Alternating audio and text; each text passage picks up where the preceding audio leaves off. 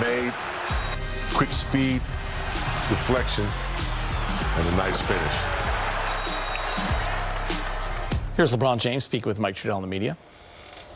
Well, I just thought we had some game plan breakdowns, you know, on what we've been preparing for, and we had some breakdowns, and they're going to test you, obviously. They're going to see how many times they can make you have game plan, you know, breakdowns or game plan discipline, and we had a few, almost too many, obviously, versus a team like this, and we know what they're capable of doing. They can go on a run where it's like, okay, we got it right here, 2-possession game, 3-possession game, and then boom.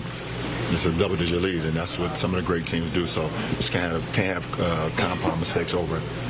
Those things, is just the actual film itself help for the cleanup, or is it just the knowledge? I mean, yeah, we have enough knowledge. I mean, shit, we already been in the postseason now. You know, 7 games tonight was our 7th game in the postseason. So we have the knowledge, but we will see it on film and see ways we can be better. And obviously, they're going to make adjustments too, because I mean, shit, that's what championship teams do. So we have to be ready for what they bring to the table as well. You guys' ball protection was better in the first half than in the second half. Would you say that was some of the game plan discipline at your guys' end, or do you think they were starting to maybe, you know, get a little bit of a better read on what you guys were doing? No, we just got to be better with the ball. Offensively, LeBron, you know, obviously when you guys lose Luka, Austin this a month, it's going to be tough. Just like, what are you seeing on that end of the floor right now? Where is it sticky, and how can you guys clean stuff up on that end? So again? Where do you think the offensive issues are coming from right now? Obviously, that's a great defense. Issues coming from? Yeah. Yeah, we have a guy that averaged 37 a game. What did he average, 35 this year? 33 and a half? Yeah. I mean, what are you asking? Okay, well, I'm asking, I mean, like, you guys... There's the issues right there. We're playing against the #1 defensive team in the NBA, as far as the ratings and everything. And when you play against great defenses, you have to have guys that can attract multiple defenders on the floor at all time. Even I felt like we had great shots. We got some great shots tonight. We missed them. But when you play against the world champions, having a guy that averages 34, 6 and 8 and 8 and 9, whatever the hell that's special. So we have to be better at finding ways to get to the blender, finding ways to get to the paint. You know, we know they're a paint swarming team, so we have to be better with, you know, getting to the paint, not turn the ball over, and then shooting with confidence. But I feel like we got some really good looks. But shit. Tonight was the first time that Shea was held under 20 all season. You guys held him as a team, so went away. Just what was working, just defensively, game plan wise, and execution wise? We're down 1. Same. Shea versus the Lakers is Lakers versus the Thunder. We're down 1-0. That's the main thing. Keep the main thing the main thing, and that's who win or lose. That's all it's about. I know Austin's not a guy that you have ever really worried about as a teammate, but are there other things you guys can do to help him find a rhythm? Obviously, he was only 3 days back. Well, he was out a month. So, you know, we hoping, and we know he's going to make shots and make plays, but that's tough. You know, you're out a month towards the end of the season, so, you know, obviously, you know, we were trying to fast track, you know, him getting back on the floor and doing the things that he was doing before the injury, whatever the case may be, but he's out a month, so rightfully so if he has some, you know, some games where he's missing shots or whatever the case may be, but his presence alone helps us no matter what. Jared has been such an important part of this team in the locker room. So obviously he gives you guys a toughness and edge on the court. What was that like, just seeing him in that amount of pain? Have you had a chance to talk to him at all? He's tough as nails, so if Vando was in pain, then something actually really happened, so it sucks. You've got a lot of success in the post, and just assume that takes a toll, though, just on an offensive player as well, just energy-wise, is it not? So when do you decide when to go to it, and how often in the course of the action?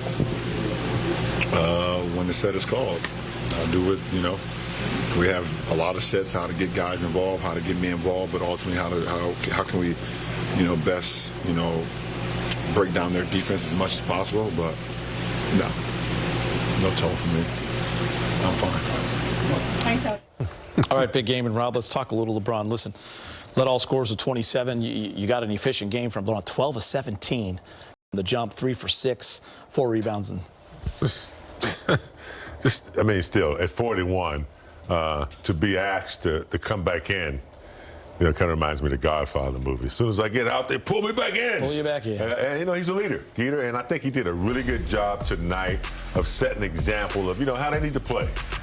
Didn't sustain it over 48 minutes as a team, but LeBron is capable of leading, and he did tonight. He got physical, he got downhill, just didn't have enough shots made in order to keep it close enough for LeBron to kind of, you know, secure a win. But they had a good start, good tendencies, a few corrections, you know, and some less mishaps, and they'll be in the fourth quarter. It's what they need. They want to keep it close.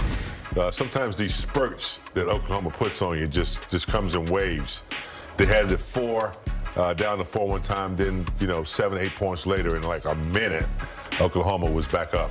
So, yeah, I take some positivity from this game and just correct the things that you need to correct for game 2. I think with LeBron, what I like best about this game is he didn't really have to exert a lot of energy to score. You know, when he was direct pass, he did it. When he had the post-ups, he did it.